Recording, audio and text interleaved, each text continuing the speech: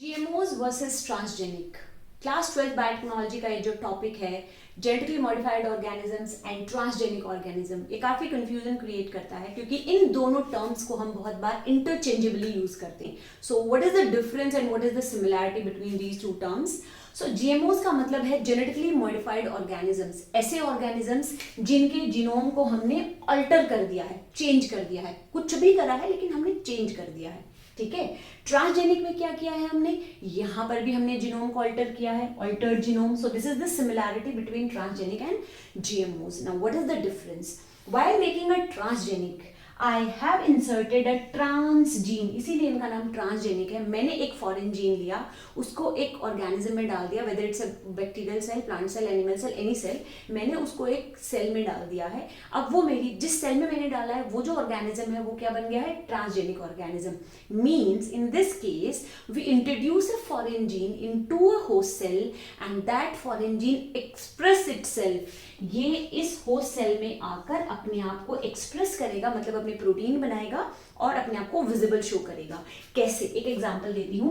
BT cotton, BT cotton में हमने क्राइजीन डाला और उससे फिर उसका फिनोटाइप हमें विजिबल होता है। One more example, golden rice. Golden rice में हमने क्या किया? बीटा कैरोटीन का जीन राइस में डाल दिया और विटामिन ए बनने लग गया, right? So we have introduce a transgene and it is expressive in the host cell. ठीक है। एक और एग्जांपल लेते हैं, ग्लो फिश।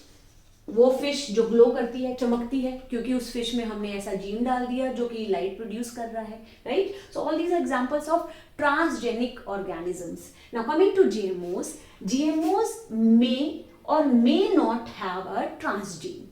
ठीक है, यानी कि ये मेरी होस्ट सेल है। अब इसमें मैं दो तरीके से जीएमओज बना सकती हूँ। या तो मैं एक ट्रांसजीन लूंगी, उसको इसमें इंट्रोड्यूस करवाया और ये मेरा बन गया GMO, genetically modified organism.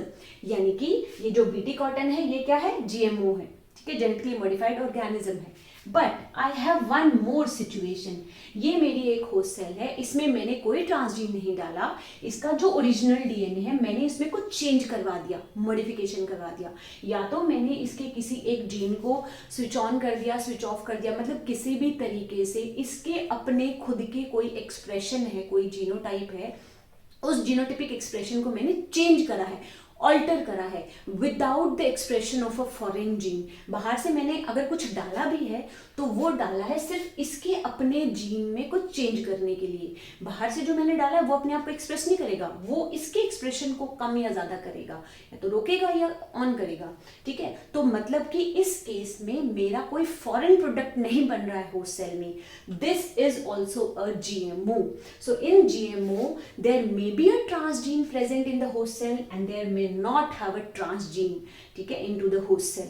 So we can conclude that these transgenic organisms, they all are GMOs, they are a kind of GMOs, but all GMOs are not transgenic. ये जो है ये transgenic नहीं है. In this case, I have altered their original genotype. I have not introduced any foreign gene. So all transgenics are GMOs, but all GMOs are not transgenic. Okay. I'll give you one example of a GM crop which is not transgenic. Example is Arctic apple. ये वो Apple है जिसमें brown colouration के जो gene है उसको alter कर दिया गया है। इट मीन्स अगर मैं इस एप्पल को काट के रखूंगी तो वो थोड़े टाइम के बाद ये ब्राउन नहीं पड़ेगा। नॉर्मली हम जब एप्पल काट कर टिफिन में डालते हैं तो वो कुछ घंटों के बाद, कुछ घंटे क्या कुछ मिनट के बाद ही ब्राउन पड़ना शुरू हो जाते हैं, ब्राउन कलरेशन होती है। So in this apple what we have done, we have altered the gene which is responsible for the brown coloration. It means this is a GM crop which is not transgenic. GM crop मतलब एक big category, उसमें transgenic and non transgenic दोनों आते हैं। ठीक है, so all these organisms they all are GMOs, but all GMOs are not the transgenic. I hope now this topic is clear to you.